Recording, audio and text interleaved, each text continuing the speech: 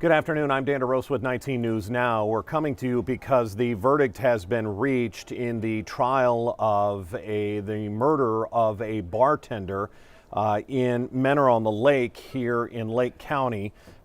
This was a murder that happened back in 2010. It actually occurred on Thanksgiving in 2010 at Mario's Lakeway Lounge in Menor on the Lake. And you will remember this. I'm going to show you a picture of the victim here.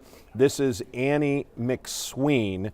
She was the last person closing up in the bar, and the last person in there with her is the man I'm going to show you in court. He's talking to his attorneys. He's in the navy blue coat there. That is Joseph Thomas. Now, what's interesting about this case is that Thomas was convicted the first time in 2012. That conviction was overturned in 2017 because of a very specific reason. I've read through the Ohio Supreme Court's decision to overturn this case. What had happened is in the original trial, they never found the exact murder weapon, but Joseph Thomas was accused. There were several witnesses that said he always carried a pocket knife with him. So as they did a search of his home, a search warrant turned up 5 different pocket knives. What happened during the trial was that all 5 of those pocket knives were allowed to be introduced as evidence. The Ohio Supreme Court said that was an error on the prosecution's part. The court should never have allowed all 5 pocket knives to be introduced because it showed a bias. None of them were confirmed to be the murder weapon. And in fact, the Ohio Supreme Court decision took issue with the way that the state introduced those knives and told the jury, described them as, quote, full Rambo combat knives. The Ohio Supreme Court said that biased the jury and that Thomas did not get a fair trial. That's why we had to start a new trial a few weeks ago, and we have been following this since the beginning. And we have been told that the jury, who's been deliberating, I believe, for the last day and a half, has come to a verdict in this case. So this will effectively be the second verdict we've had in the case. It's just this time around, when the evidence was introduced, those 5 pocket knives were left out. New jury, new trial. They never heard the comments about the 5 knives. They never saw them introduced as evidence. So that's where we are now. I'm going to play for you a story that ran back in 2010 when the murder had just occurred and been discovered. And it was vicious. Folks, I'm sorry for these details if they bother you. McSween had been sliced across the throat. She had been punched. Her nose was broken. Her jaw was broken. She had cut wounds to her abdomen. She had other cuts, knife cuts to her neck. She had been raped. Her body had been dragged from the bar. It was naked when they found the body. Her phone was found a couple of blocks away, and the last person to see her alive was that man right there, Joseph Thomas. And they did the detective work, the search, and found that he was the last one to see her alive. Although they didn't find DNA evidence or fingerprints at the murder scene. We're going to have to see when the jury reads their verdict today how big of a role, if that played a role in their decision of guilty or not guilty. But I want to play a story for you that ran at the time of the murders, because it really sort of shows the terror that was in Menor on the Lake when the murderer was still on the loose. Jen Pachano did this story again. This dates back to 2010 when they didn't have an arrest yet. So keep that in mind. No one had been arrested at the time of this story. In the month since 49-year-old bartender Annie McSween was stabbed to death, places like Menor Skateland have been pretty empty. We've gone down probably 90% of our sessions. Owner Lou Nunzio joins local law enforcement in pleading to anyone who knows anything about the Thanksgiving night murder to come forward. Everybody's afraid to bring their kids out. And since we're right next door, we just don't have a chance. The only thing that's frustrating is the thought that something could happen to somebody else. Investigators are now confident they've ID'd and questioned every person who was in Mario's Lakeway Lounge that night, including the guy with the chipped tooth we told you about earlier this week. He's no longer considered any person of interest as far as the bar. He was a patron of the bar shooting pool. He was just the last person that... We're going to jump out of that story because the jury has been, or at least the judge has been brought into the room. The jury will be next. So I want to get you into the courtroom so that we don't miss anything here. Again, this has been a long time coming. If you can imagine, for the McSween family, who thought they had a conviction the first time in 2012, only to have that conviction overturned because of the evidence that had been introduced, and then a new trial here. It looks like we're about to get underway. I'm going to take you inside the courtroom, and we will await the judge's instructions for the jury. As we do that, I can go with you if you are just joining us. This is the verdict is in for the McSween murder case. This is out of Menor on the Lake. We are in Lake County Court right here. She had been brutally murdered. Her body found on Thanksgiving in November 25th of 2010. She had been working as the bartender at Mario's Lakeway Lounge in Menor on the Lake. When she was found, she was naked. She had been dragged from the bar. There were several areas that had blood, her blood, spattered all over in the backside of the bar. Her tires had been slashed. She had been cut several times on her neck that the coroner said were not life-threatening, but then there was one slash across her throat that the coroner said was the final blow. She had broken ribs, a broken jaw, and the coroner said that it was clear that there had been some sort of forcible rape by either a penis or an object to her body. That is the brutal truth. We are sorry to have to cover that with you, but that is what we are looking at in this case. And he is the accused, Joseph Thomas, that you see there in the navy blue jacket. He has been convicted once, but that conviction had been overturned because of evidence that had been submitted to the jury, and they were allowed to see it that they shouldn't have been, according to the Ohio Supreme Court. They admitted 5 knives. They said part of the problem was that the coroner testified that he couldn't say exactly how big the knife was, how many inches the knife was as far as deep, because he said with soft tissue, you can't tell how far in, how far out the knife was. So what the prosecution then did was they had served a search warrant at his home and removed a total of 5 pocket knives. And even though they couldn't tell for sure which one of those knives may or may not have been the murder weapon, they introduced them to the jury. They described them as Rambo-like knives. And the Ohio Supreme Court said that is an extreme bias. Those knives weren't used in a commission of a crime. Collecting knives is not a crime, but you are setting up a bias for the jury by simply walking in and showing them a set of 5 pocket knives. The court reporter getting set there, which means we are probably pretty close. This may have been what the delay was in getting a court reporter there. We've known for about the last hour and a half that there was going to be a verdict read, or that the jury had come to a verdict in this case, and that's when we got to court. Again, this is the murder trial, the murder of Annie McSween. She was working in a bar in Menor on the Lake. She was closing up.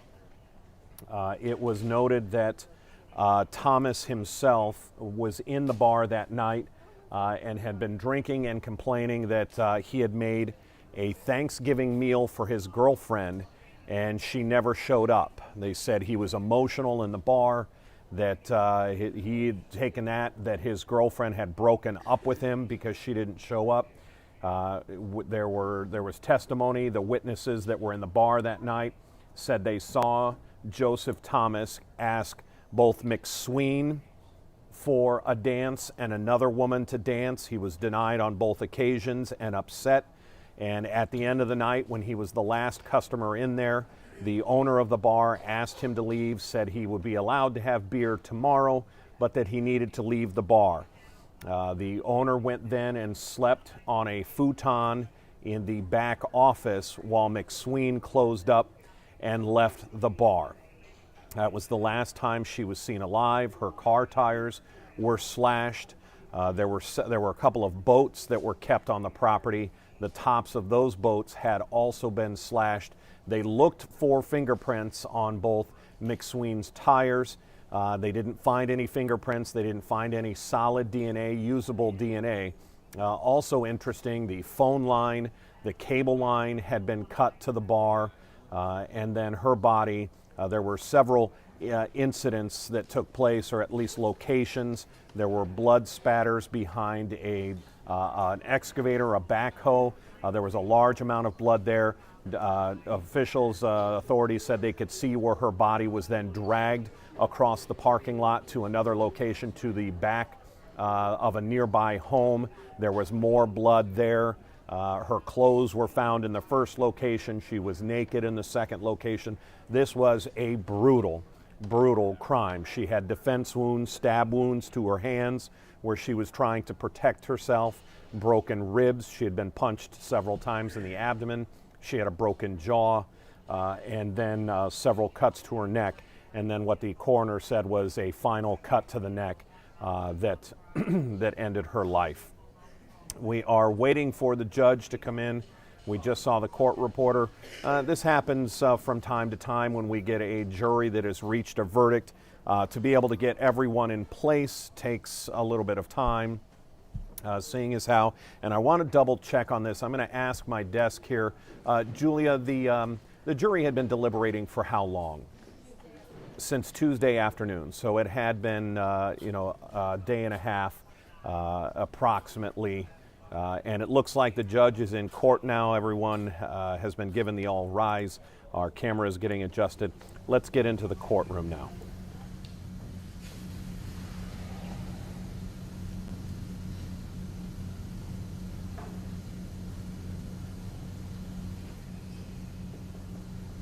Then.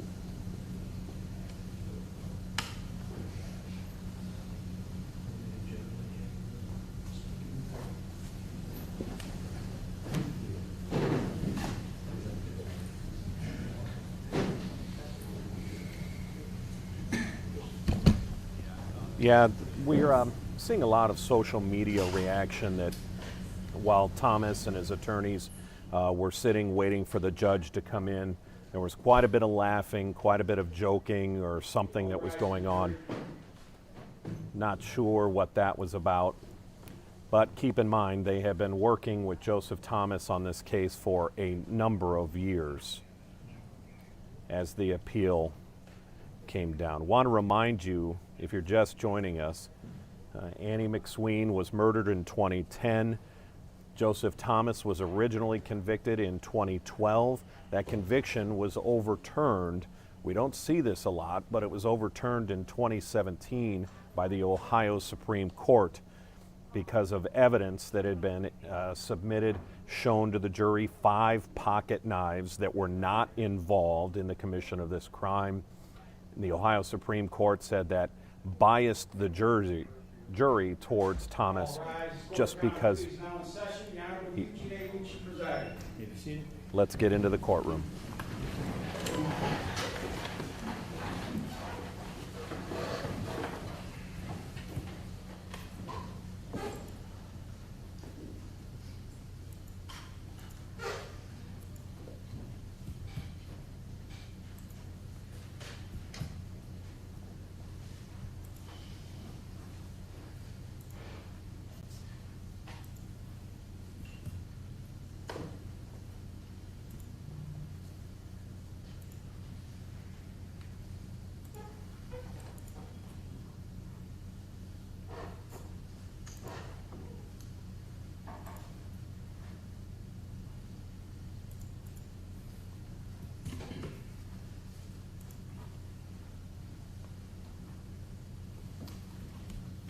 All right, this is case number 11CR. I know. That's the problem.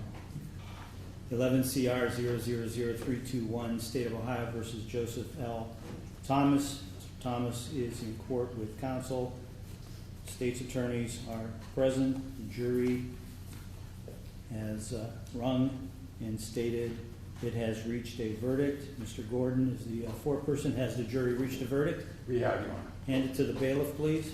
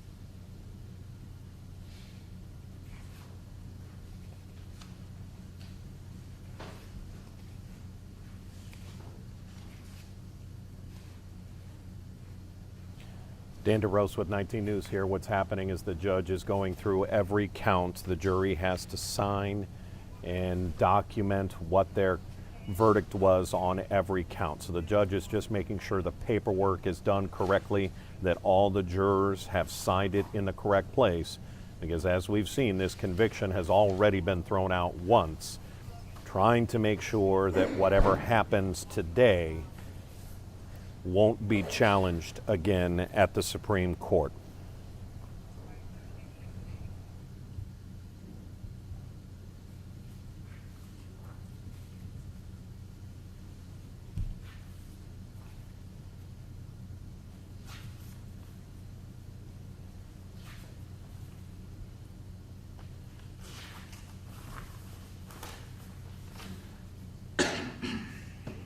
For those of you who are just joining, this is the verdict coming in for the murder of Annie McSween. She was a bartender in a bar in Mentor-on-the-Lake in 2010 on Thanksgiving Day. Her body was found brutally murdered and raped. Aggravated murder. We, the jury, find the defendant not guilty in count 1 of aggravated murder in violation of Revised Code Section 2903.01A, signed by all 12 jurors. Count 2, aggravated murder. We, the jury, find beyond a reasonable doubt that on or about the 26th day of November 2010 in Lake County, Ohio, the defendant purposely caused the death of Anne Marie McSween while committing or attempting to commit, or while fleeing immediately after committing or attempting to commit the offense of kidnapping, and therefore find the defendant guilty in count 2 of aggravated murder in violation of Revised Code Section 2903.01B, signed by all 12 jurors. Count 3, aggravated murder. We, the jury, find beyond a reasonable doubt that on or about the 26th day of November 2010 and in Lake County, Ohio, the defendant purposely caused the death of Anne Marie McSween while committing or attempting to commit, or while fleeing immediately after committing or attempting to commit the offense of rape, and therefore find the defendant guilty in count 3 of aggravated murder in violation of Revised Code Section 2903.01B, signed by all 12 jurors. Count 4, aggravated murder. We, the jury, find beyond a reasonable doubt that on or about the 26th day of November 2010 in Lake County, Ohio, the defendant purposely caused the death of Anne Marie McSween while committing or attempting to commit, or while fleeing immediately after committing or attempting to commit the offense of aggravated robbery, and therefore find the defendant guilty in count 4 of aggravated murder in violation of Revised Code Section 2903.01B, signed by all 12 jurors. Count 5, kidnapping.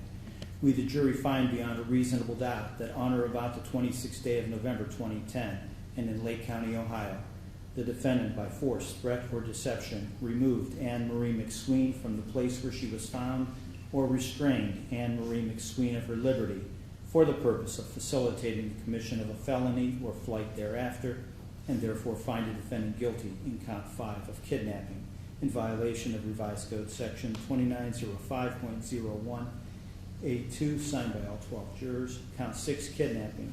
We, the jury, find beyond a reasonable doubt that on or about the 26th day of November 2010 and in Lake County, Ohio, the defendant by force, threat, or deception removed Anne Marie McSween from the place where she was found or restrained Anne Marie McSween of her liberty for the purpose of terrorizing or inflicting serious physical harm on Anne Marie McSween, and therefore find the defendant guilty in count 6 of kidnapping in violation of Revised Code Section 2905.01A3, signed by all 12 jurors. Count 7, kidnapping.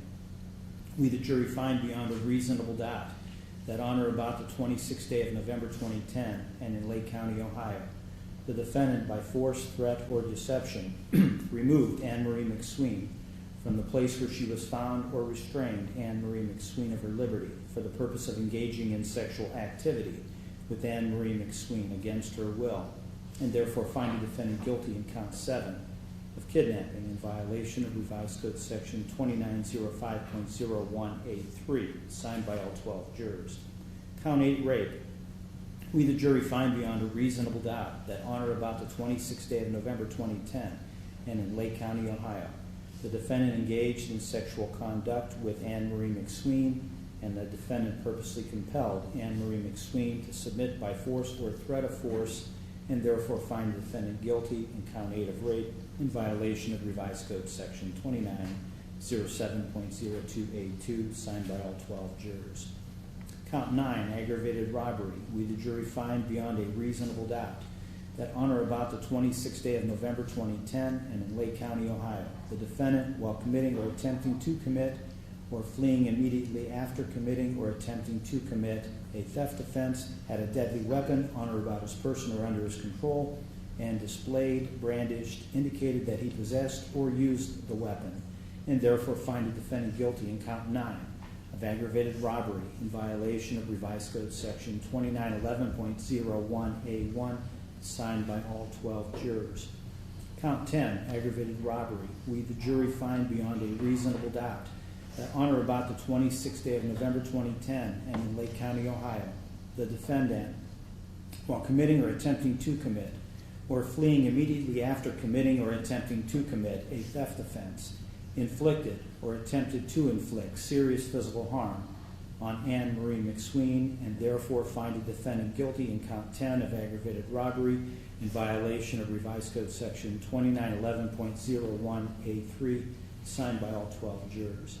Count 11, tampering with evidence. We, the jury, find beyond a reasonable doubt that on or about the 26th day of November 2010 and in Lake County, Ohio, the defendant, knowing that an official proceeding or investigation was in progress or about to be instituted or likely to be instituted, altered, destroyed, concealed, or removed a record, document, or thing with purpose to impair its value or availability as evidence in the proceeding or investigation, and therefore find a defendant guilty in count 11 of tampering with evidence in violation of Revised Code Section 2921.12A1, signed by all 12 jurors.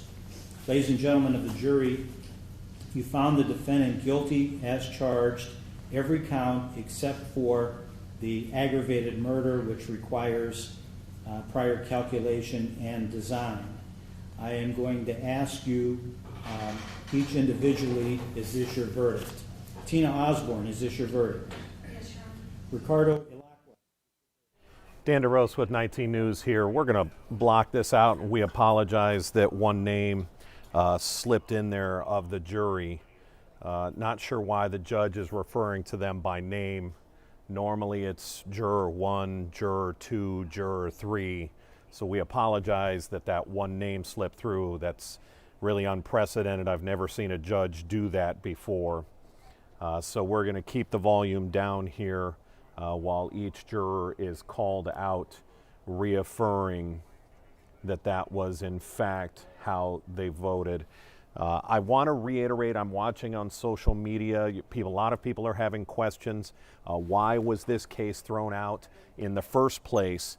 And it really came down to, in the first trial, the jury was shown the collection of pocket knives that belonged to Thomas. Now, none of those pocket knives were used in the commission of this crime. The Ohio State Supreme Court said what that did was bias the jury. You can't go in and show people a bunch of weapons and say, well, he must have done it because he owns weapons. It's not illegal to own those weapons. Let's get back into court. Because of the jury's verdicts, I've advised Joe not to make any statements with respect to allocution. It is our intent to appeal this. Captain? Again, on behalf of the state, we have done research prior to trial, in fact, and we reconfirm that again. It is our thought that for sentencing purposes that the aggravated murders should merge together. And in looking at the first of those, that was a finding of guilty, that would be count number 2. So we suggest the other aggravated murders would merge into count number 2. We would also suggest that the life charges do the same. So in this particular case, the next count would be that of kidnapping at count 5. So we suggest that the counts 6 and 7 would merge into count 5. Again, this is all for purpose of sentencing. Count 8 would stand on its own, Your Honor. We would ask that count 10 be merged into count 9, the aggravated robberies. And then count 11, the tampering with evidence, would remain on its own. Then I don't have to go into the entirety of the state's case because the court was here for the entire thing. You know even more than that because we had various reports that you are aware of from the first trial as well as reports psychologically that were filed in the case in prior hearings in this current trial. However, all put together, Your Honor, this was animalistic, it was a brutal and inhuman act. The level of suffering and pain and degradation inflicted upon Annie McSween is just unthinkable, Your Honor. There's no way to describe it. This defendant, in his actions, has shown that he deserves the maximum punishment on all of these counts. So for the aggravated murder, we are asking for life in prison without the possibility of parole, and we are asking for the maximum sentences on all those non-merged offenses. So for count number 5, kidnapping, we're asking for a period of imprisonment of 11 years on top of that life sentence without the possibility of parole. Count number 8, we're asking for a period of 11 years on top of the 11 years plus the life without possibility of parole. On count 9, we're asking for the same 11 years run on top of each of the F1s, as well as on top of the sentence life without the possibility of parole. And we're asking for 3 years on count 11, the tampering with evidence, 36 months, to be run consecutive to the remaining counts. We don't have a number as of yet as to the amount of credit that the defendant is due since the Supreme Court's overturn of the original case. We feel that he should be given incarceration credit from that point forward. The rest would be for the Department of Corrections to figure out from his prison sentence. We will have that date at least. Or do we know?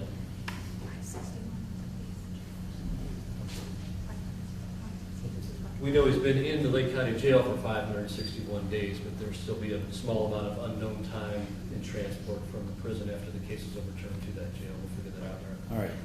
The council agreed that over the next few days before this gets journalized, we can figure out exactly what his incarceration was in the Lake County Jail. The Department of Rehabilitation and Correction already knows what the credit is for his time in prison. Correct, Your Honor. Yes, sir. All right. Also, just lastly, on behalf of the state, and we did not have time to find this out before the hearing, but I'm getting a nod from my victim advocate. There are several people who, in realistic terms, are family members and family members because Annie McSween took them in, took care of them. They were like daughters to her, and I believe that there are some members of her family that do want to speak for the sentencing purposes. All right, I'll hear from them now. Take one at a time. You want to bring them up, Your Honor, or leave them in place? No, bring them up.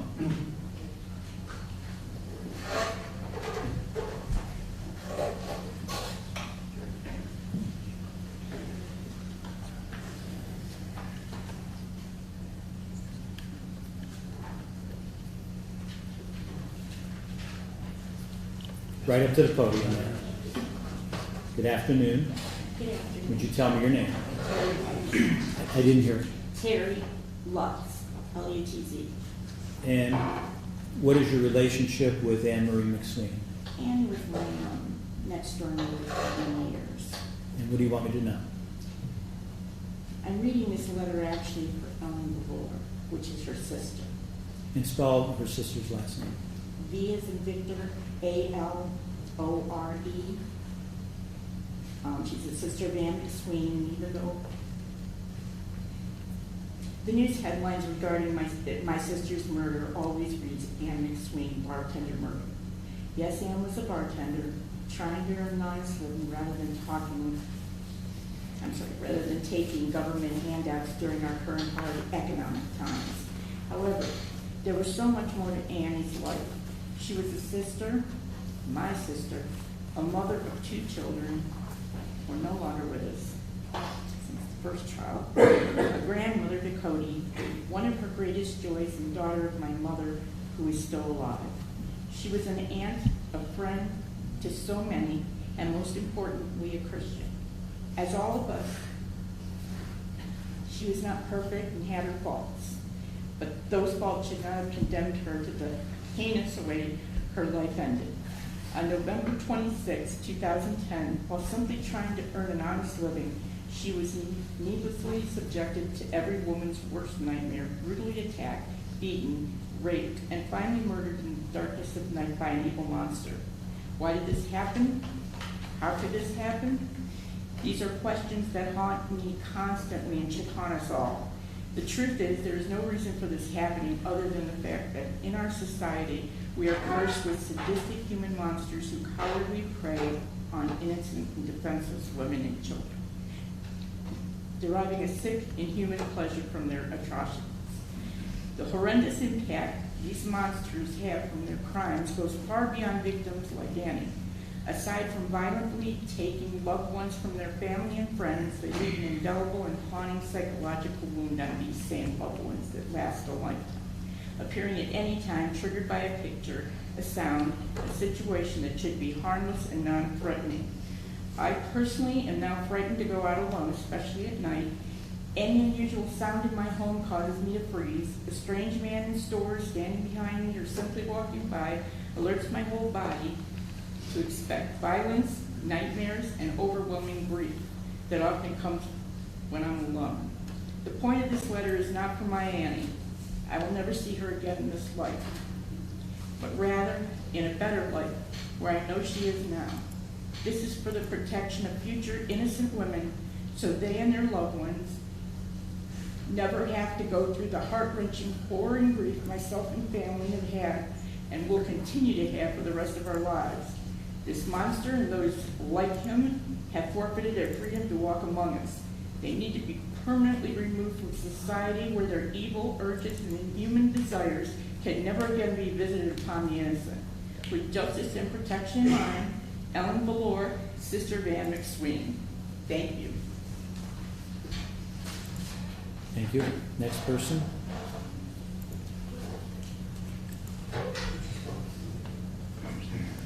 That's all from the witnesses on behalf of the victim. I did want to inform the court as well, and the court may already be aware of that. Shortly after this, the victim's daughter, Anne Marie McSween's daughter, did take her own life via drug overdose. To the extent that this event played in that, I have to leave that up to the court's discretion, but it was short in time after she found out about the murder of her mother.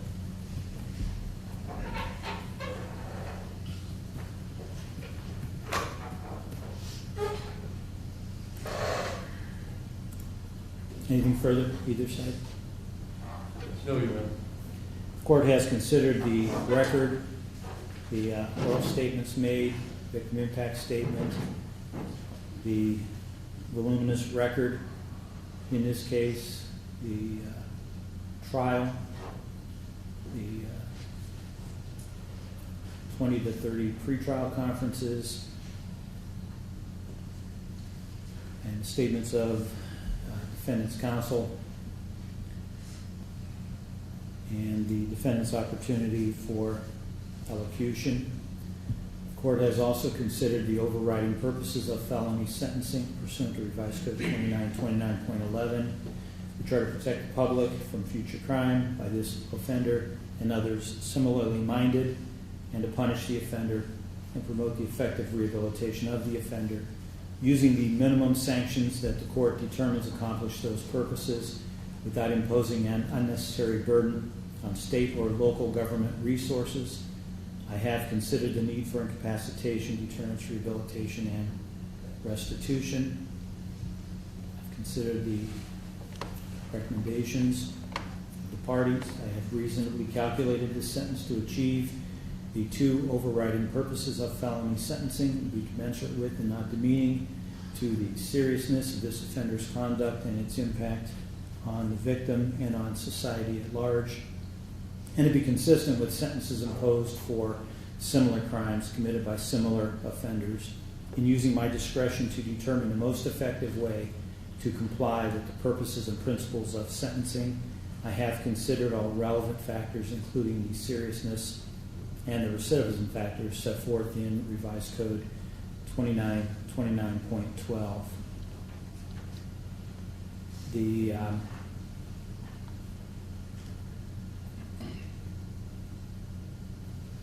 The crimes perpetrated here are beyond words. They are in every category of the most serious nature. The victim suffered horribly. This was gruesome, cold-hearted. There are words I can't even put to it.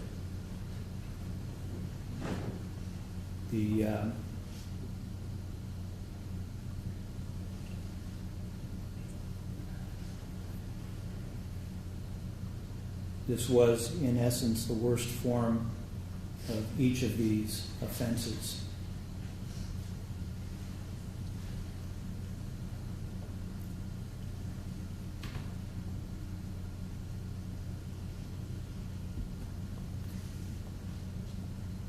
One thing I do not know is what's the defendant's record. No prior felony convictions.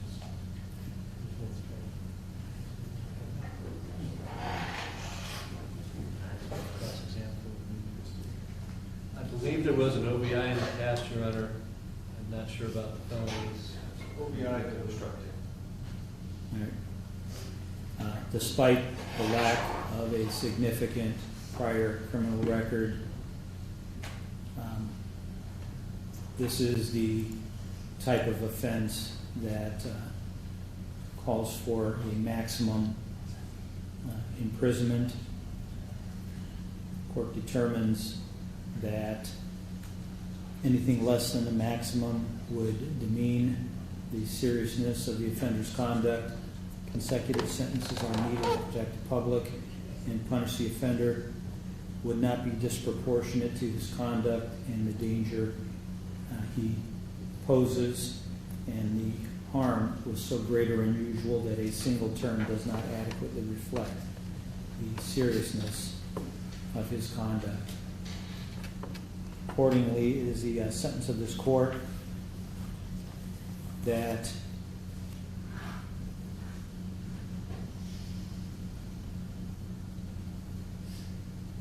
counts 3 and 4, aggravated murder, merge into count 2, aggravated murder.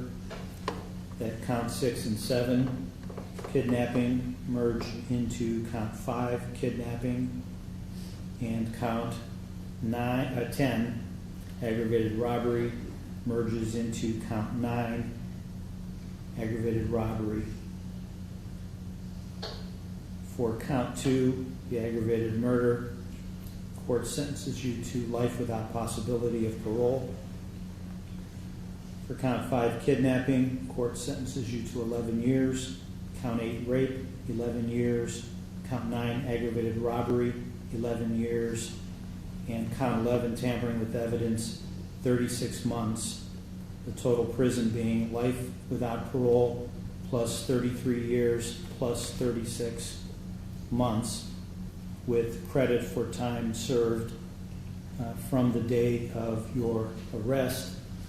Bureau of Computation at the DRC does not want courts to include DRC time, so we will figure out the local time and come up with an exact determination of the number of days of credit.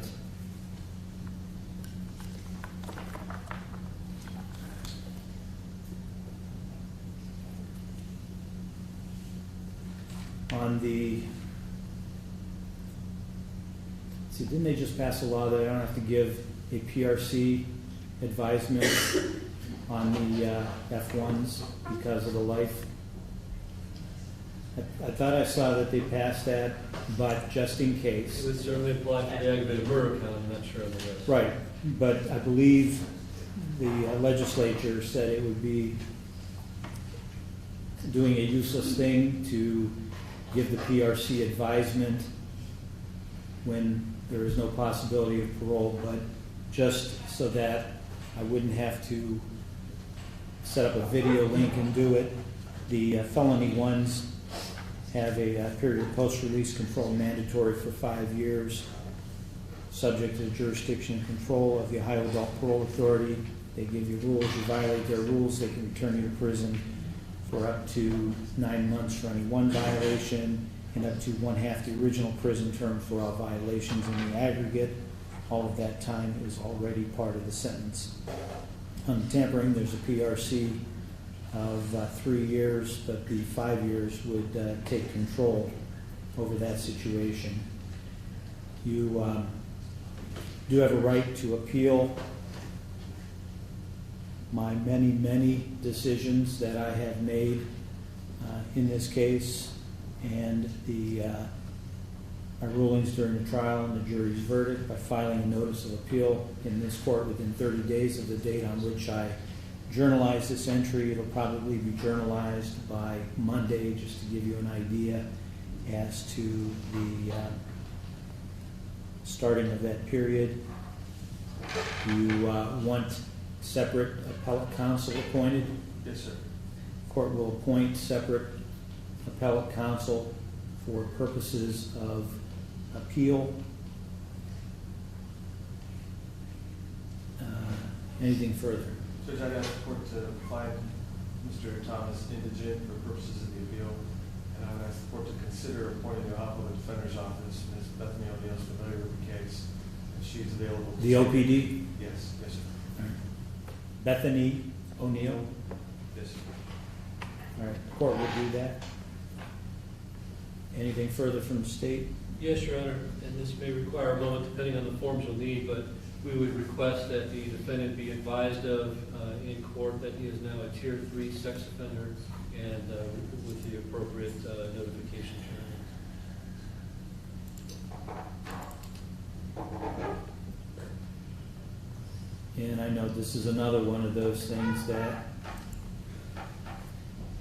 you've been convicted of a sexually oriented offense as defined by law. You are a Tier 3 sex offender. You're required to register in person with the sheriff within 3 days of coming into that county, wherever you intend to live, have a place of education and your place of employment, volunteer or otherwise. You're required to provide to the sheriff any temporary lodging information if your absence would be for 7 days or more. After your initial registration, you're required to periodically verify your home, school, and work addresses in person no earlier than 10 days prior to your verification date. For any change of home, school, or work addresses, you are required to provide written notice. Dan DeRose with 19 News. You can really see the judge is just going through the motions here, there's no chance that Thomas will be released. So to have to read him the sex offender registry provisions is pretty nondescript here. It won't take hold in this case. Registered to or used by you. You're required to comply with these requirements for your lifetime with in-person verification every 90 days. In Lake County, the registration site is the Sheriff's Office facility at 84 North State Street in Paynesville. Any failure to register, failure to verify residence, failure to provide notice of changes in residence address, and any of the other information will result in criminal prosecution. Do you understand the registration requirements? No? You do?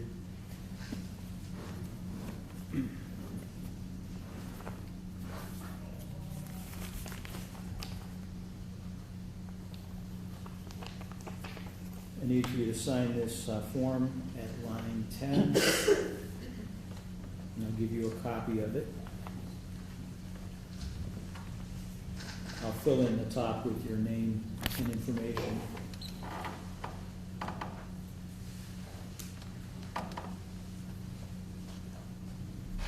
Mr. Thomas will acknowledge the notice, but will not sign it. Okay. I'll take it back. Thank you.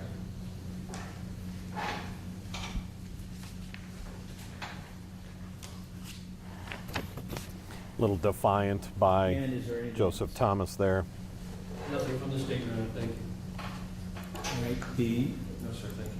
the jurors and alternates are discharged. I will speak with you after the courtroom is cleared. We are adjourned.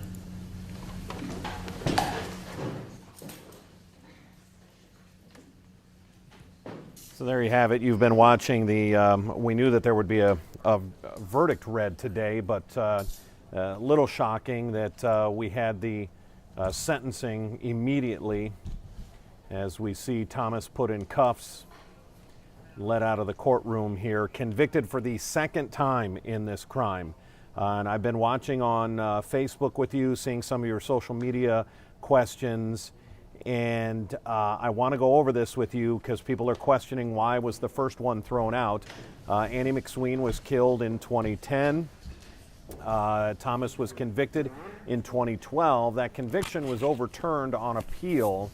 And I have read through pretty thoroughly. This is the Ohio Supreme Court's decision as to why they threw it out. And it all came down to 5 pocket knives that were introduced as evidence. The Ohio Supreme Court said that should never have happened. Those 5 knives were not used in the commission of this crime, and the Ohio Supreme Court said it basically biased the jury by showing them pocket knives that he owned, that you are setting up that he's a violent person, and that could have biased the jury. And in fact, one of the, if I can find it here, one of the descriptions that was read by the prosecutor to the jury as they showed these 5 knives, he described them as full Rambo combat knives. You can't say things like that to the jury. You can't attempt to bias them into making a conviction. So that's why there had to be, that's why it was overturned in 2017, and then a brand new trial held this year that you have just witnessed the conclusion of, and that was the conviction on the counts of aggravated murder, rape, kidnapping, aggravated robbery, pretty much across the board.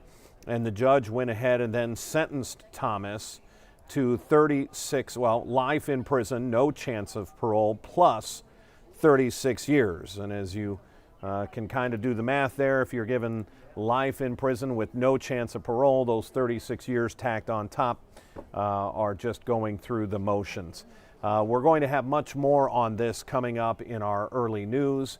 I want to remind you that this is how we operate here at 19 News. As news is happening, we are bringing it to you. That's why we call this 19 News Now, because we can bring it to you on all the digital platforms.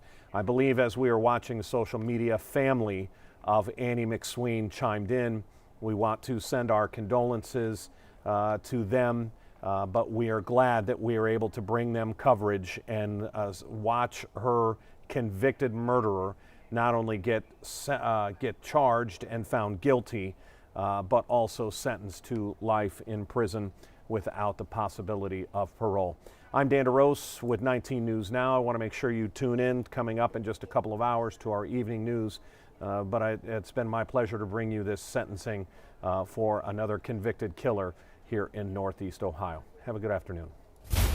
19 News. First, fair, everywhere.